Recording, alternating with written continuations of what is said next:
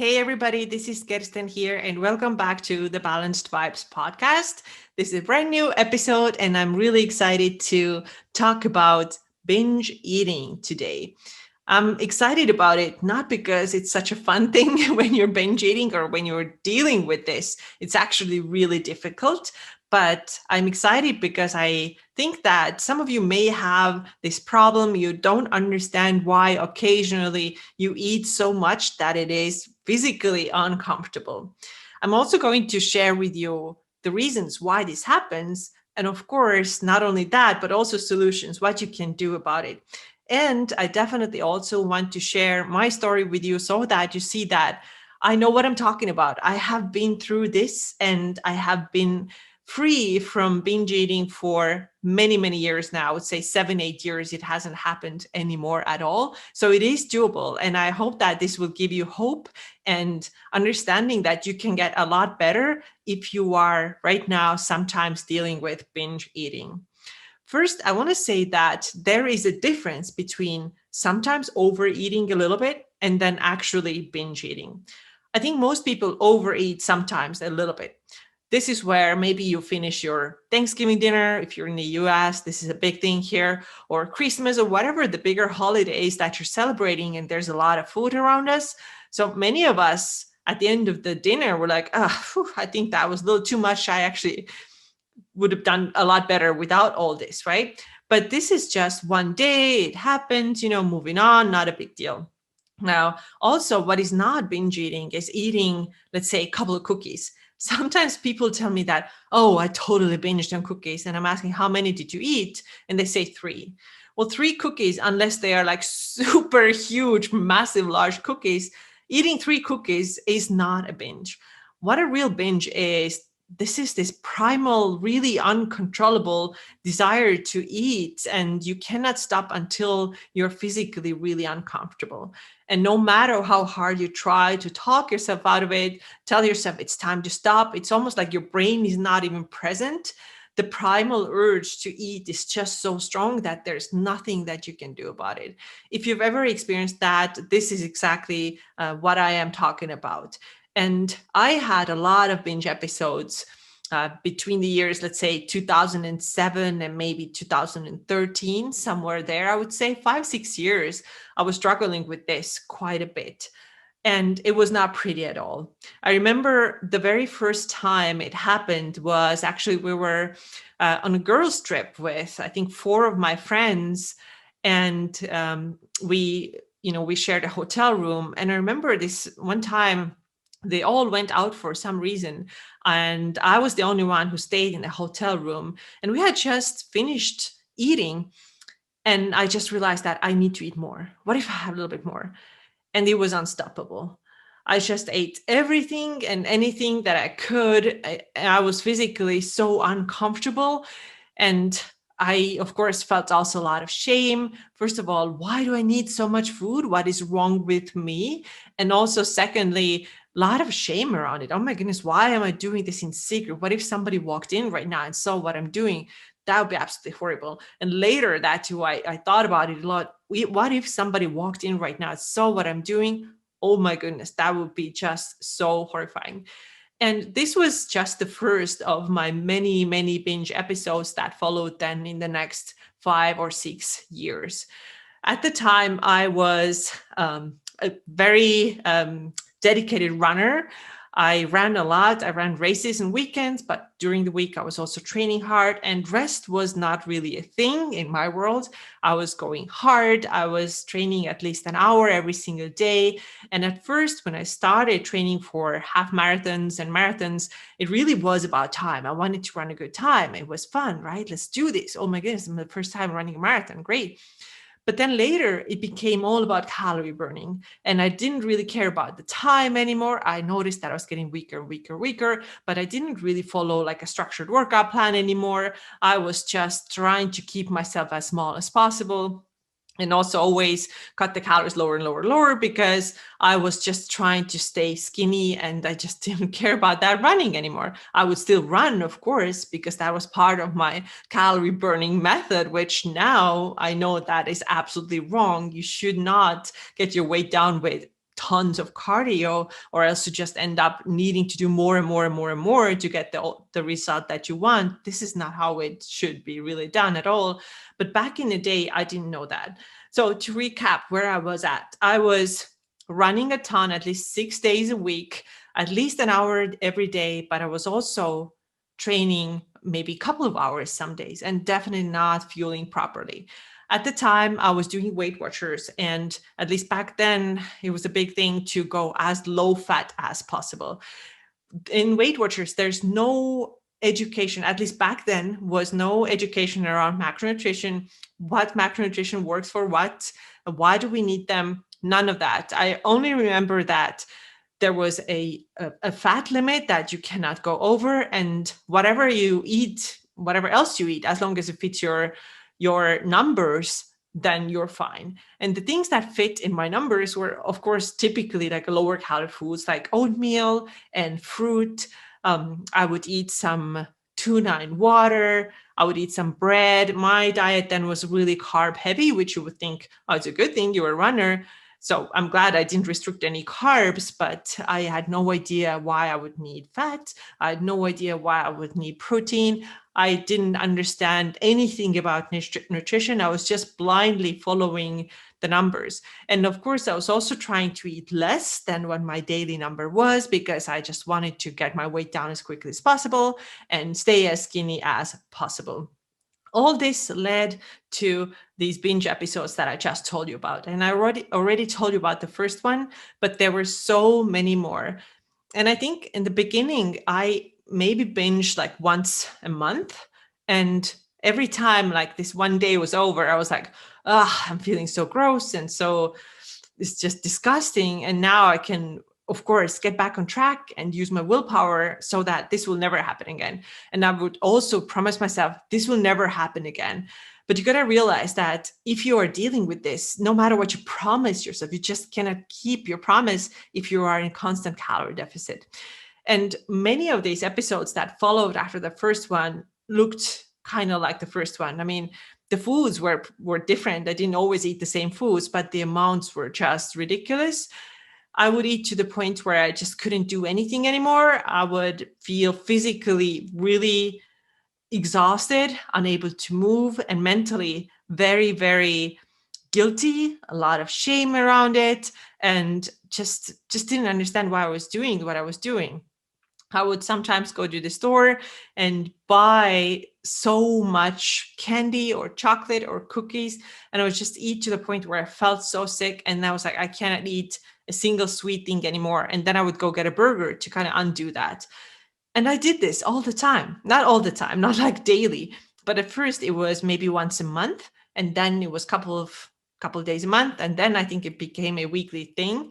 But because I was training harder, it didn't really show that much, and nobody else saw it, right? Nobody else saw it. And this is the thing too. We may look at somebody and be like, oh, she looks good. She's skinny. She exercised. She must be so healthy. But nobody can see what's actually going on behind the scenes. And this was totally me. I had a lot of people who would absolutely admire me for my willpower to train every day. But they didn't know that a lot of times it was just, I was trying to undo the damage that I had done with this massive binge episode. And I was working out of guilt and out of shame. Nobody could tell that. So this is pretty much how things were for me. And right now, when I'm looking back to all this, I feel like this was so long ago. It feels like it was my past life at this point. And I definitely I'm not that same person at all anymore. Like I said, I think the last time I binged was maybe 2012, 13, maybe somewhere there. It really doesn't happen to me anymore at all. So what are the reasons that this type of binge eating happens? Well, the first one you probably already got from my introduction, which was that it's a calorie deficit that does that. By the way, I want to also say that there can be, of course, a lot of emotional reasons and trauma past that can do that. And this is something that I am not going to get into because I am not a mental health professional. I am a nutrition coach. So there can be reasons like this, but what I'm going to cover here today is more like the physiological and biological aspect of that binge eating, based on what I personally experienced and what I've seen others experience too. So the first thing, like I mentioned, is calorie deficit. And if you are in a chronic calorie deficit, then of course there's going to be a point where your body just wants more. And this is especially when you are exercising hard as well. And I always like to say, when somebody says that I binge, they actually binge, that this is the most normal and expected response from your body. Because what else do you want it to do? What else do you want it to do? You have been depriving it for weeks and weeks and weeks. And then it's just like it can't handle it anymore. And the hunger just grows so big, no matter what you try, no matter how much you try to use your willpower, it's not helping. You just can't do it. So you've been in a calorie deficit for a long time. You've probably been working out hard, and then you binge. It's normal. Congrats. It's normal. That's what's supposed to happen. And the same thing happens if you are doing crazy diets that just have you eat very, very low calories. Whatever the diet is called, maybe you're not even thinking, oh, okay, I'm not going to let myself eat more than 1,200 calories. But maybe your diet says you are going to eat only vegetables now. That's all. And that alone is going to just bring your calories down, even if you're not counting them. And you're missing out on so many other nutrients. You don't get any protein from there. You don't get any fat from there. Of course, you're going to build up massive cravings, and your body is also hungry. And then you do another diet. You think, okay, this one failed, didn't work. What if I do I don't know, whatever next OMA thing, for example? I'm going to eat only one meal a day and then just sitting around waiting for a meal. And then you do this every day and feeling more deprived and more exhausted and having more cravings. And then one day, boom, there's going to be a massive binge. And you're like, what the heck just happened? I'm weak. I have no willpower. But let me tell you, this is none of those things. It has nothing to do with you being weak or you not having any willpower. This is purely calorie deficit. And like I said, emotional reasons aside right now, I'm telling you about just from a physiological perspective. If you're putting your body through such deprivation, you are going to binge. No matter what the diet is that you try, no matter what the thing is, if your calories are low, then your body will come to the point where it just asks for more, and you're going to give it more. And this is known as your binge. Also want to mention that when you see people on social media, for example, and they're promoting some kind of ridiculousness like eat 1,200 calories for this summer slim, blah, blah, blah, whatever BS program it is, and they are acting as like role models, right? They're showing you it is doable. See, I'm having like this and this shake and my daily calories 1,200 and I got this. You can do this too. Then there's a good chance that if they're also, especially if they're also physically active, that they are not eating this way. They are not sticking with their own plan, at least not for months and months and months. Probably not. So what you see on social media is not always true. Do you think anybody puts their binges on social media? No. I don't think so. I don't think there's anybody who's promoting their program and telling you to do that summer slim that's 1,200 calories that you get from only certain foods or shakes.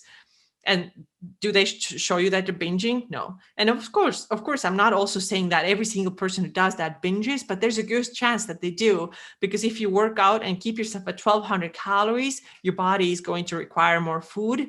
And this is where you tend to overeat. So be really careful with what you take in and what you believe, what you see on social media. So the first point was that calorie deficit, you probably are very low on calories if those binges happen frequently.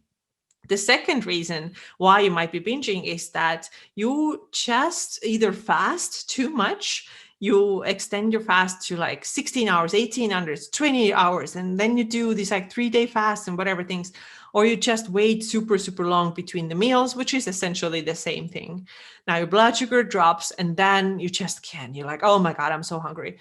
How many women are starting the day with like, okay, I'm just going to have a little bit of black coffee. And then they start their work. And then maybe they are just so busy, they don't even notice their hunger, but maybe they actually do it intentionally. I'm not going to eat. Or they just have like nibble on something really, really light. And then by the end of the day, when they get home, the hunger just kicks in. And now like, okay, I cannot do anything about this anymore. And that's because you've been starving yourself all day long. And this is why I binge. So you can't do this. Your body needs fuel. And if you now start eating more regularly, then there's a very, very good chance that, especially if you eat the right things, you eat the right macronutrients and keep them balanced, there's a really good chance that those binges go away. There is no need for you, generally speaking, to fast for 18 hours. Just the other day, somebody reached out to me on Instagram and she said, I've been fasting so long and should I keep doing this? And I asked her, why do you think you have to you have to fast for 18 hours? She said, well, isn't it good for weight loss? I mean, do you really think so? Like, does it really matter? Isn't 12 hours enough? Especially, and hear me now, if you are somebody who's training hard, who is highly stressed out, probably pre-sensitive person, highly stressed out, doing a million things, working out, and now you're fasting. Do you know what's happening in your adrenals? They're just pumping out the cortisol like it's their job, which it is their job. Now, if you just have these constantly elevated cortisol levels going on in your body, this is absolutely not a place where you want to fast 18 plus hours. Not necessary. If you have a body composition goal, then, fast overnight. Have your meal at 7 in the evening. This is your dinner, and have your breakfast at 7 in the morning. You don't have to stretch that out to 18 hours. It doesn't give you any advantages, especially if you are already burnt out person. So stop that, please. And you notice that also your binge eating episodes go way down. The last point where I see people have this binge eating issue, and this is a little bit more like the mental emotional side of things, is that they have this huge scarcity mindset and this idea that they only get to have certain foods when it's a certain situation, a certain day, or they have to like save this for, I don't know, for certain situation. So then that can mean that you are not eating the things that you really want more often than, I don't know, once a month. So you have this story in your head that chocolate is bad. For me, I had these stories with several foods. And interesting, these are all the foods that I really like. For example, chocolate and nuts and cheese. I just can't have them. Can't have them. So if you have this scarcity mindset that you can't have them, guess what? You're just gonna want to have more of them. And now when the day comes and you quote unquote allow yourself to eat any of these things, this is almost like you just cannot stop and you go crazy and you eat and eat and eat because you're telling yourself that, fuck it, I started, I screwed it up already, nothing I can do about this anymore. I better just keep going, going, because today is the only day I get to have it. Tomorrow is back on track. So this is the scarcity mindset that I'm talking about. That's absolutely causing you to eat more and like binge even harder because you really actually believe that this is the last time you're going to binge ever. So you better take advantage of this opportunity and just go crazy with it. But this is not a helpful way of thinking as well. So now what do we do then? What are we going to do if you have this binge eating issue and these previous points described? Your calories have been lower than needed. You've been in a deficit for a long time. You wait too long between your meals. Maybe you fast really long and you also have this scarcity mindset around food. Well, we're going to start doing the exact opposite things. The first step for you would be to start eating enough for your needs. How do you know what's enough for your needs? You can, I think I shared this in a previous episode or one before that. You can figure out what your BMR is. That would be the first step. So go calculate that and see, are you even close to that BMR? Or are you just barely higher than that? Or are you severely under that? No matter which one of these three, you're probably under eating. And your calories, let's say your BMR is, let's just throw a random number here, 1,600 calories, and you're trying to keep yourself at 1,200. Guess what happens? Even if you're eating 1,400, still too low. Even if you're eating 1,600, still too low because you're not spending your life lying on a couch and doing nothing. You, I'm assuming, are an active person. So you're doing a bunch of other stuff. You are taking your walks, you are doing your workouts, you do stuff around the house, maybe you have kids, a lot of things to do with them. A lot of things you have to take care of. So your BMR might be 1,600, but that doesn't mean that this is all you eat. You should be eating more. So if you're eating close to BMR and you are having these binge episodes, then there's your answer. This is your main thing that you have to start working on then. And what you need to do is to start increasing your calories. And I know that this is so frightening for everybody, But what's the alternative? Do you want to keep binging? Do you want to keep feeling out of balance? Do you want to keep having these massive cravings? Do you want to keep having this yo-yo dieting mindset? Do you want to keep having the yo-yo up and down body weight? Do you want to keep having weight loss, fat loss, resistance? Do you want all these things? Or do you want to come out of this? And you can increase your calories up gradually. I always recommend to do it gradually and in a controlled way, and you get yourself to a way better place where you notice that your binges are going down because your body calms down. Your body's like, oh, okay, we're not starving all the time. Cool. I think I can chill now. I can relax now. It doesn't send you this terrible urge to binge every minute anymore. The second point is start eating regular, start having breakfast as well. Like I said earlier, you don't have to extend your fast to like 18 hours or go like 3 days or do like water fast. Like I always say, there are benefits to fasting. Of course, it's a big part of many religions, and there is value in that. But the value of fasting, it's not what so many people in this modern culture are using it for. They're using it for fat loss or weight loss. And this is not what it should be. So if you are binge eating and it happens to you every now and then, and you're skipping your breakfast or you're doing 18-hour fast, start eating breakfast and then start having 3 or 4 proper meals a day. Watch what happens. Okay. See if you still get those massive cravings. See if you are still getting binge episodes. I will put money on it that no, they will just disappear. Yeah, maybe not on day one, but then over time, it will go away, especially if you have a good macronutrient balance too. If you're also getting good micronutrition, which is definitely what is important for me. I don't only look at macros. I definitely want people to have good food quality as well. And then see what happens when you start eating regular meals. This is a myth that everybody should be fasting every minute. This is definitely just a myth. And notice what happens when you start balancing your blood sugar. Notice what happens to your hormones. Notice if you have any less PMS. Notice if your hair health is better. Pay attention to these things, and you realize that you don't have to skip meals. You don't have to wait until 7 p.m. to eat. You just don't have to do any of these things. And lastly, what to do, the third tip is to give yourself the permission to eat. And that also includes the things that are not quote unquote perfect. Like I mentioned earlier, chocolate or cheese are not for me, or the things that I cannot have, or if I have them, then I'm going to just binge the heck out of them. So now I give myself the permission to eat that. And I ate some chocolate yesterday and I ate some today too. That's just what I'm doing. It's not out of hand now. It's not like I ate so much yesterday that I'm still sick today and I promised myself to get back on track. No, if you have this permission to eat, first of all, you're not going to want to binge on 7 chocolate bars. I'm not actually, this is not a joke. Like when I was binging, I could eat like 7 chocolate bars. Yeah, I totally could. So now it's maybe like, I have 2 or 4 squares maybe, and then I feel fine and I don't get the urge to binge anymore. And if I want it the next day, I can still have it. It's not like I had it yesterday. Now it's going to be like a year until I can have it again. So if you're giving yourself the permission to eat, then you may find that you're doing a lot better. And also what you may find is that you're taking some foods off the pedestal. What do I mean by that? Is that when you have this idea that certain foods are so somehow so important or so superior or so rare and so scarce, like I can't have them, you want it or not, putting them on a pedestal. And the more you do it, the more desirable they become.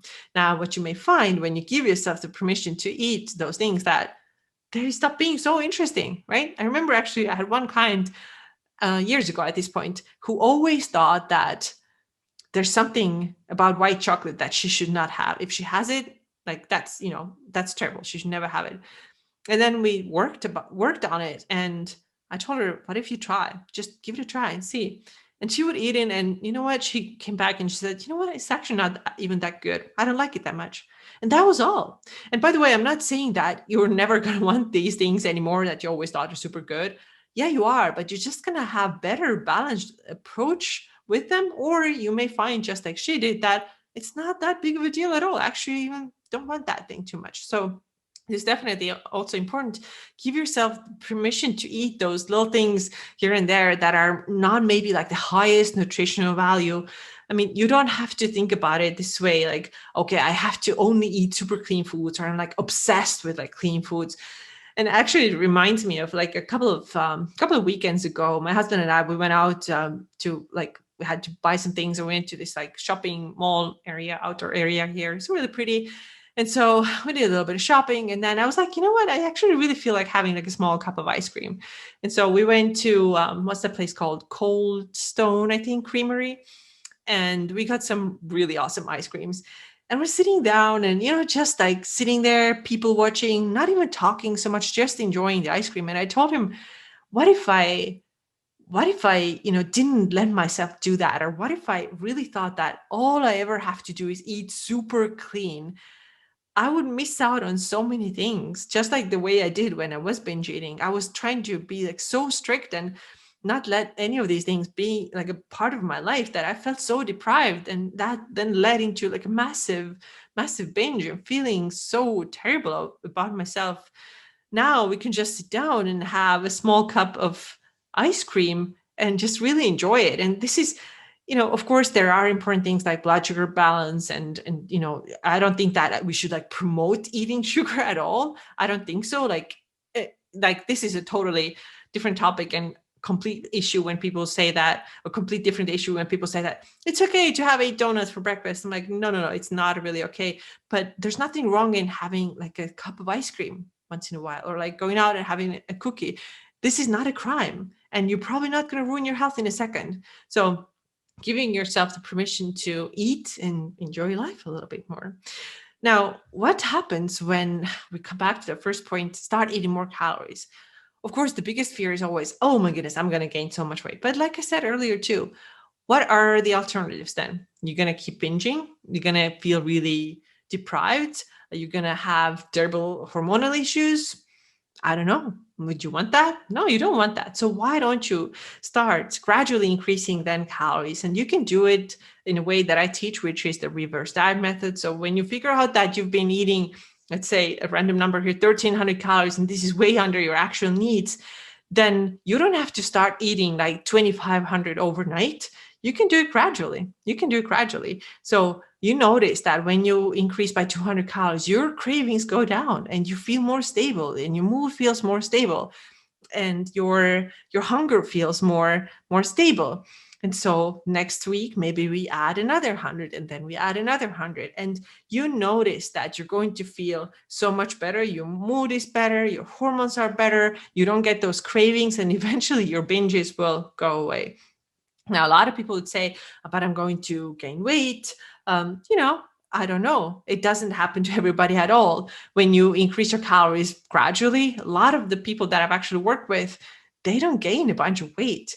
Some of them stay exactly where they were before, but now because the body just calms down and is more relaxed, what actually happens is that when they continue working out or start doing better workouts, also they notice that they have better muscle definition now. Many of them actually are able to let go of some body fat. It is common. They have energy, they sleep better. It's all so common, right? So can you gain weight? I don't know, some people might gain a pound or two. Some people, it's pretty individual, but when you do it gradually, when you increase the calories gradually instead of going up by like 1,000 overnight, then the chances that it's going to happen are way lower. So this is what I personally use, and I'm so excited to see every time when we do that, like everybody tells me that they're feeling so much better and the terrible binges also go away. So here are my thoughts. These were my thoughts. I hope it was helpful for you. And if you have any questions about binge eating, how to get better, how to do the calorie increase, please let me know, because I'm happy to help you with that. Like I said, I cannot give you advice on like if you had some like past trauma that you have to work through, or if there's some kind of emotional issue attached to food. This is not really what is my area of expertise.